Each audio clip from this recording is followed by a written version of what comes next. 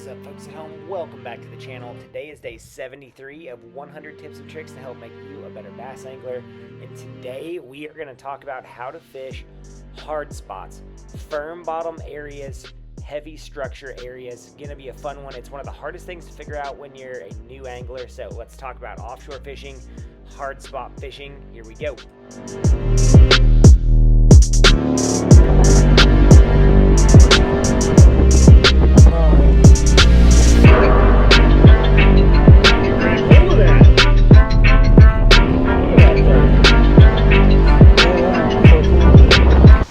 So when we're talking about hard spots, shell beds, bars, whatever you want to talk about, we're talking about an area that's raised up in the lake that current washes over, and you get a ton of shells, sand, debris that kind of piles up there and creates these hard spots. When you're driving over them on mapping, you can see them as thick, hard bottom areas. My favorite way to fish these is with a jig. First up here, we've got an 1/8 ounce ebb and flow upgrade jig with a snack craw from Great Lakes Finesse on it in my favorite green pumpkin orange color. And let me tell you, this is just a bite getter. And what I do when I get to these areas is I cast into the current and I bring these lures with the current back down these little channels and rivulets that get into these beds and bars. And as you can see here, that grass is pushing one way, I'm pulling that jig another, and bass are going to sit on these clumps and edges and ambush anything that comes by. And really what we're looking for here is slowly bringing a jig over this. Up next here we have a 1/2 ounce ebb and flow upgrade jig that is tied in a puffball style.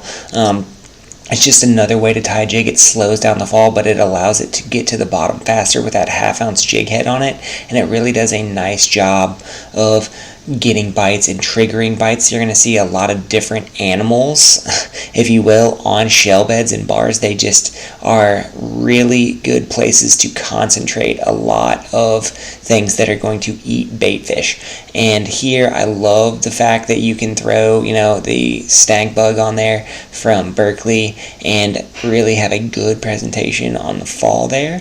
It's a clean, open presentation that falls really nicely and looks good on the bottom.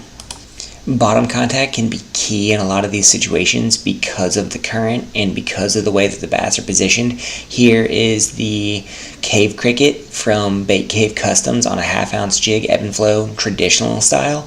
And this is what I'm going to throw if I'm looking for a really big bite. If I'm around some big largemouth that are hanging out that won't bite anything else, I'm going to throw this big full body jig at them with the Cave Cricket because it's going to slow that fall a little bit. But what you see here is a robust presentation that really is going to pull some bass towards it. So I like to work slow on these things and really kind of pick apart the lanes of the shell beds. There will be lanes here, as you can see that grass kind of laid over in the current. There's lanes and differences in the way the shell bed lines up, and those fish are going to ambush in these lanes. And if you can fish these lanes effectively, you're going to get a lot more bites because it simply is bringing that through an ambush situation 90% of the time. Those bass are going to lash out at that as it comes through that narrowed choke point on those shell beds because they're watching stuff wash through. If the current is up, throwing a swim jig and letting it wash through the current sometimes can be your best friend. So here's an 1/8 ounce ebb and flow upgrade jig head with a Jawtech punch shad on the back. This is a great full-bodied swim bait on a small and light jig head, and as we can see here, as we go down the shell bed and up the shell bed, it's going to drift a lot faster with that current. And a lot of times I like to throw it out there and just let it drift with the current and kind of fish it back slowly, and it looks great. The strands of this skirt on this really make it catch the current better and move it along with the current. Now if you roll it with the current, you got to roll it fast to get that tail kick in action, but you can kind of let it bump along.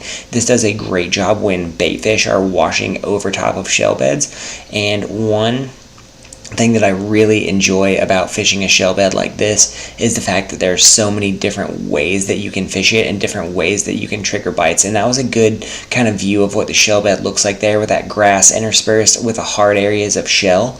And this is just a paradise for a lot of bass. Now, sometimes they want really, really small bait fish. This is when I'll go to the ebb and flow jig head with that Z-Man TRD Goby Z, and really this is like fishing a Ned rig with a tail. It looks like a very small baitfish working there, and the cool thing about these shell beds is I said there's a ton of animals there. There's crustaceans, there are bugs, there are fish, there are baitfish, there are prey fish, there are predator fish. There are all kinds of things in these settings and situations, so you have a very wide array of things that you can throw at fish, and really they will do a good job of telling you what they want. This is a very small presentation, a very finesse presentation, works well in clear water. Works well in goby situations. Here you have the Bait Cave Customs flatworm, and this is one that's, you know, in that baitfish color, for one, because those baitfish are going to sit on the bottom and try to pick up, you know, things to eat, and two, because you can kind of pull it up out of the cover and do a lot of different things with it when that is going on. You can really be dynamic in what you're doing here. It also could look like, you know, a log perch or something sitting on the bottom, or a baitfish that's hiding. It does a really good job for me of, you know, covering that base and doing a lot of different things really, really well. I like profiles here that do a lot of things well. This, you know, looking like a bottom dwelling fish coming through there, but the cool thing about it, you see a spook bait fish out there. The cool thing about this is you can also tickle wind it over the top of these grass and weeds and really do a good job of fishing it through various cover really well. So here is, you know, tickle winding that bait over top of these. It gets a really good roll and bounce on that upgrade jig head, and as you can see here, the upgrade is very versatile. You can do a lot of good things with this jig head, and it does a lot of things well. As you're rolling through here, tickle winding it, look at all the fish and just life that is present on a shell bed, right? You have tons of baitfish, tons of bluegill, tons of perch, tons of crawfish, different things. Here's that 4-inch cave craw by Bait Cave Customs, and this is unpegged Texas rig. This is great to throw when the water is in the 50s and the 60s. And the crawfish are super active. This is a really good, robust profile, and it does a good job of kind of navigating all of the things that you're going to see on the shell bed. But the cool thing about it is it's super realistic, and it really gives you the opportunity to present bass with something that passes the eye test and is a certified fish catcher. This craw I've been fishing all summer, and I've caught fish with it in almost every situation where I've thrown it. It does a great job of just getting bit, and a lot of times if you can get on a shell bed and if you can generate bites, you're gonna find schools of fish that'll start viciously attacking everything. So unweighted, unpegged Texas rig is a really good tool that you can go to if they're not biting the jig. Say they're a little skittish that day, it's something that you can go to. But think of shell beds as the truck stops of the lake. Here you've got log perch on the shell bed, right? And you can see that they're sitting in those lanes that we talked about. And when baitfish and things sit in those lanes, they become good ambush points for bass. And the cool thing about this is it's repeatable on every bar. Another good way to fish the craw on the bar is to throw it on a wobblehead jig, or a literal rugby head jig, something like that, where you can just drag it, swing head jig, you can drag it along through these lanes and it's going to get bit. It's imparting action. I think the biffle bug became famous by doing this. The biffle bug, chuck and wind, hardhead biffle bug. And this is something that you can really do on these hard spots and shell beds, and as you can see, you're going to make an awful racket down there with these baits doing that, and fish love that. They want to hit that, they want to eat that bait as it comes through these different settings and situations. You can hop it, you can jump it around, you can do all kinds of stuff, or you can straight reel it on the bottom.